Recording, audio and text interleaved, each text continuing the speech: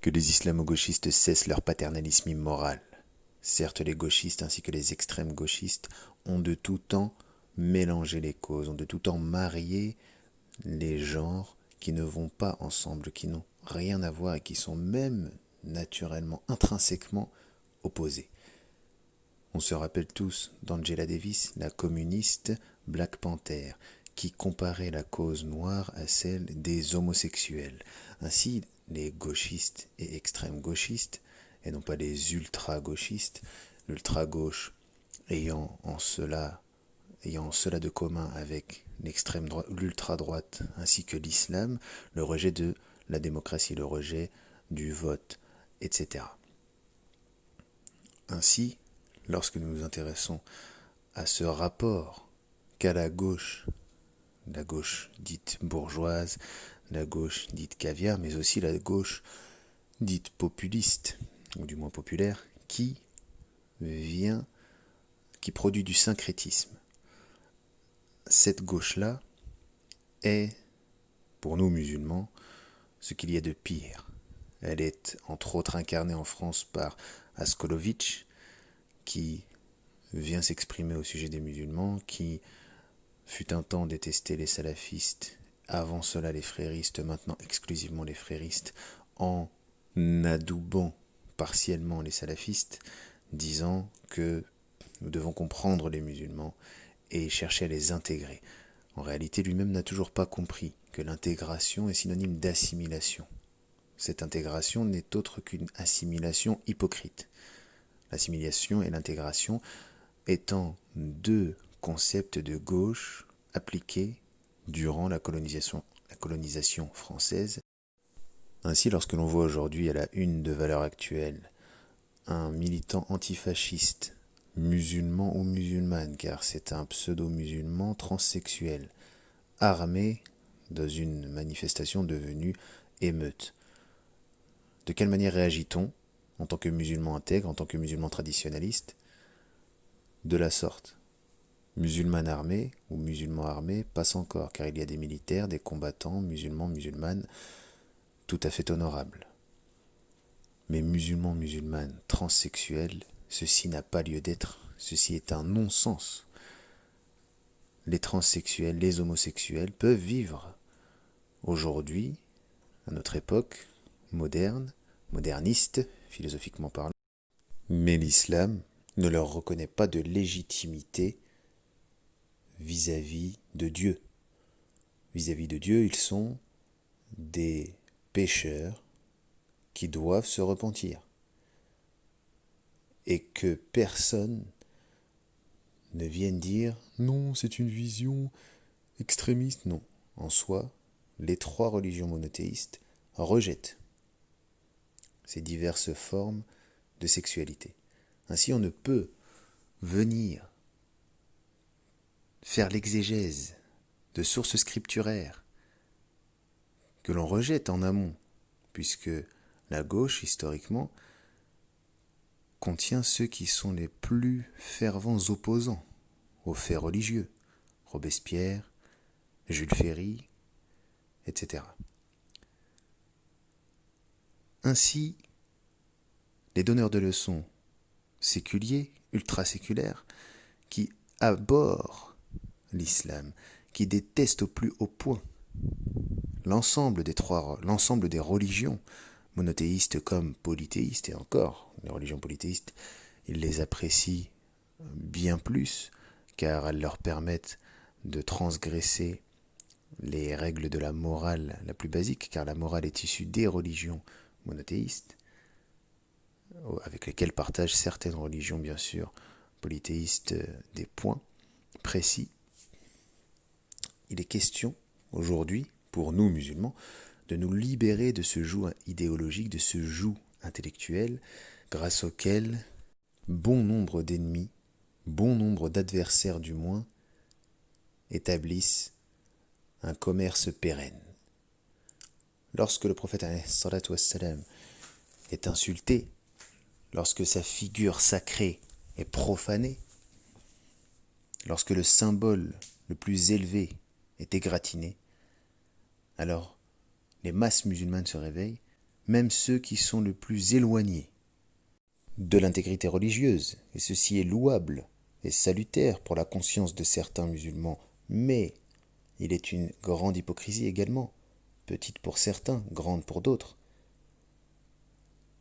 qui consiste à se rassembler, qui consiste à prendre parti seulement lorsque tout le monde s'éveille, lorsque tout le monde est convoqué, et non pas le reste de l'année.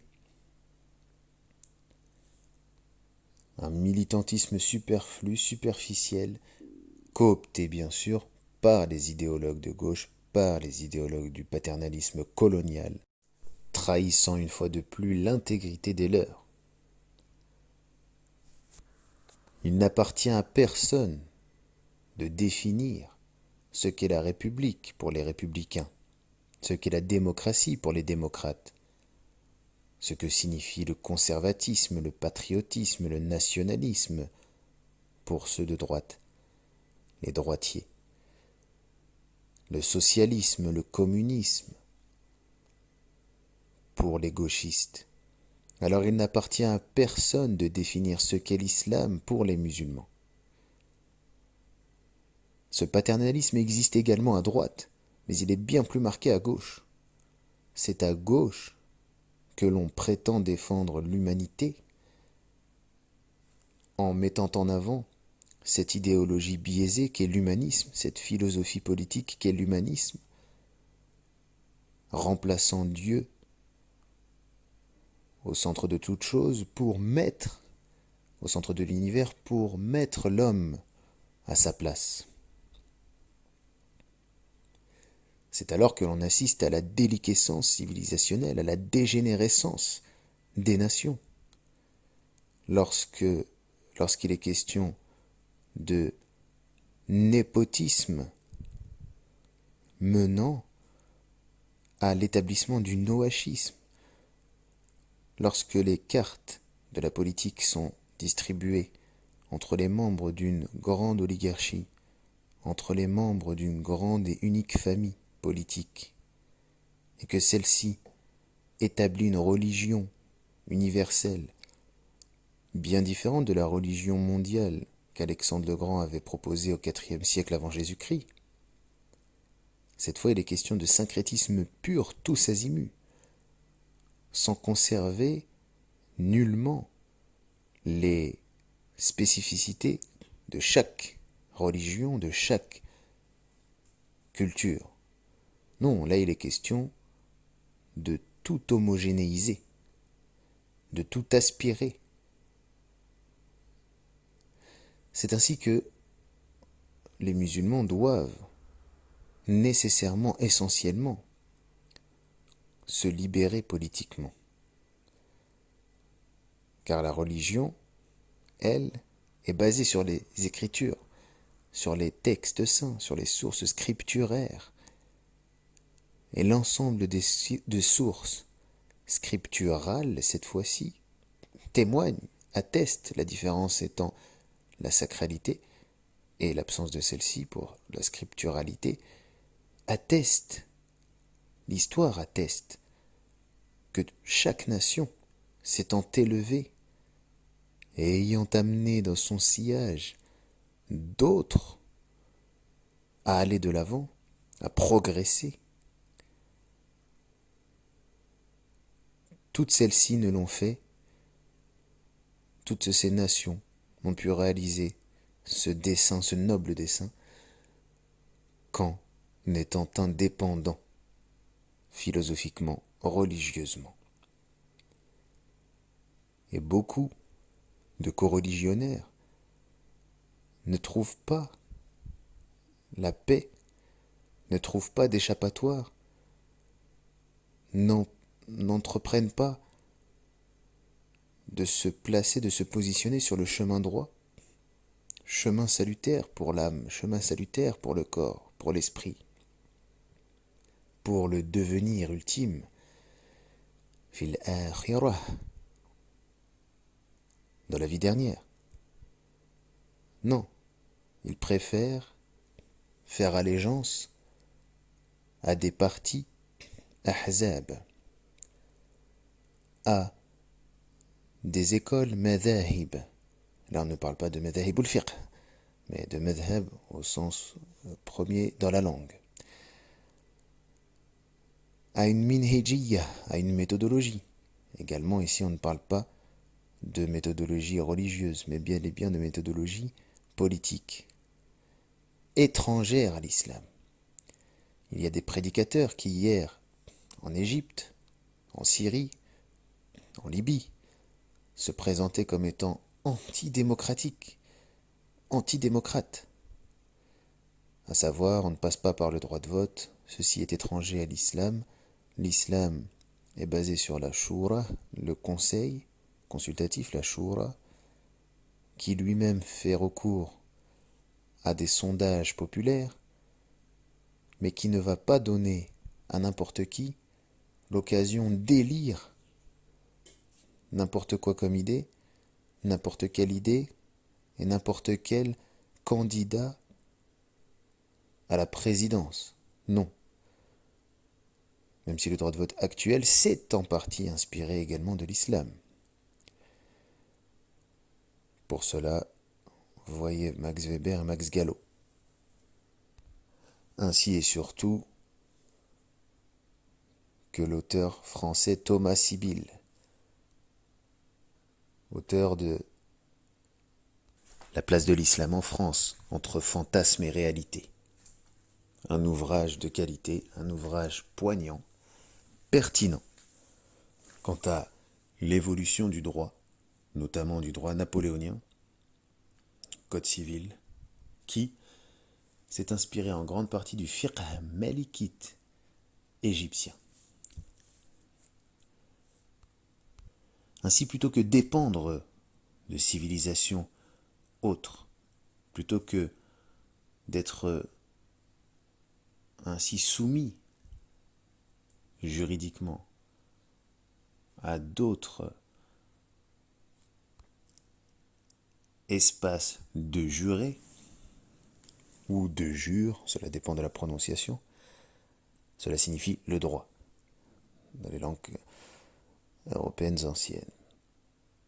Eh bien, on se doit, il est nécessaire de s'élever, il est nécessaire de briser les carcans nous empêchant d'aller de l'avant, de progresser.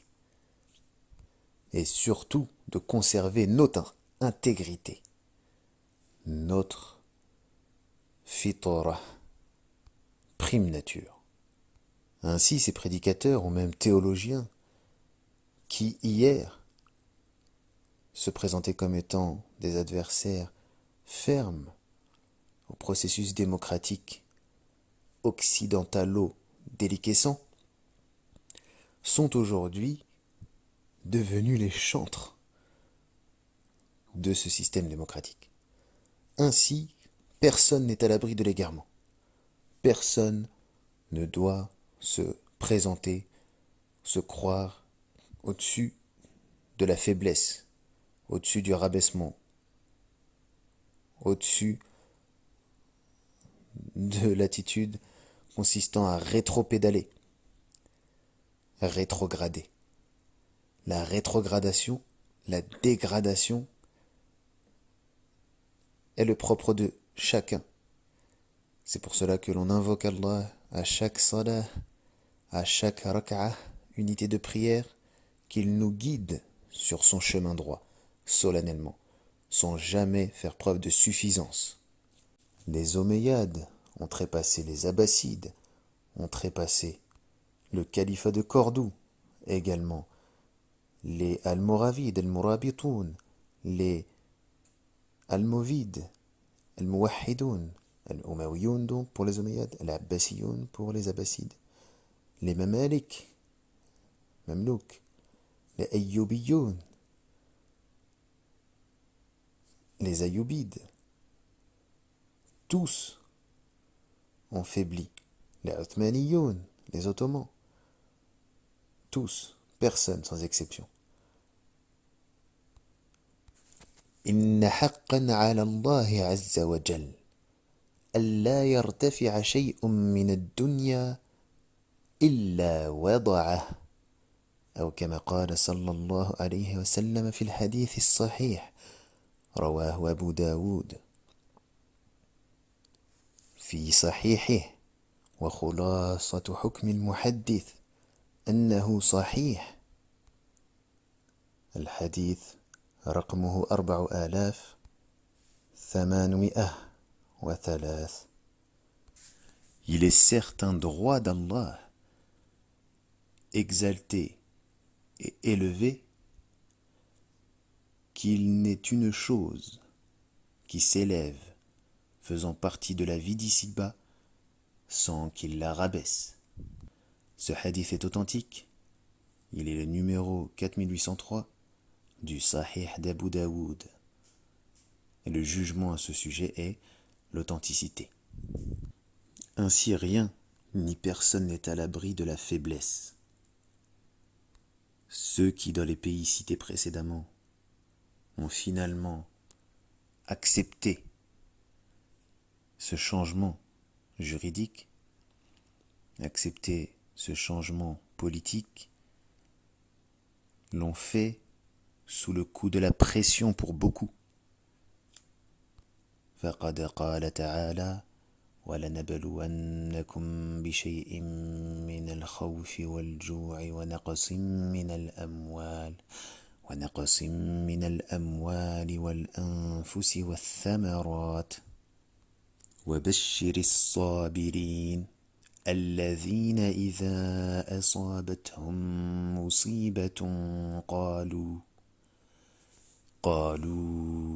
إنا لله وإنا إليه راجعون أولئك عليهم صلوات من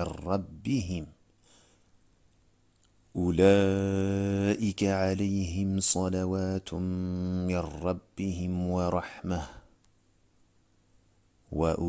وأولئك هم المهتدون. سورة البقرة من الآية 55 بعد 100 إلى الآية 57 بعد 100. Très certainement, nous vous éprouverons par un peu de peur, de faim et de diminution de biens, de personnes et de fruits, et fait la bonne annonce aux endurants, qui disent, quand un malheur les atteint, certes, nous sommes à Allah, et c'est à lui que nous retournerons. Ceux-là reçoivent des bénédictions de leur Seigneur, ainsi que la miséricorde, et ceux-là sont les bien guidés. Souratul Baqarah 2, la vache, versets 155 à 157. Ainsi nul n'est à l'abri de la faiblesse, et encore moins, nul n'est à l'abri de céder à la pression lorsque celui-ci est éprouvé par un peu de peur, de faim et de diminution de biens, de personnes et de fruits. Faisons ainsi partie des endurants, faisons ainsi partie de ceux qui reçoivent la bonne annonce, de ceux qui disent lorsqu'un malheur les atteint, certes nous sommes à Allah et c'est à lui que nous retournerons, et non pas de ceux qui baissent la tête, courbent l'échine et acceptent l'inacceptable. Ceux qui troquent leurs valeurs, ceux qui trahissent leurs principes moraux, leur intégrité religieuse, pour un morceau de pain, pour une part de la vie d'ici-bas, ne soyons pas de ces cancres-là moraux.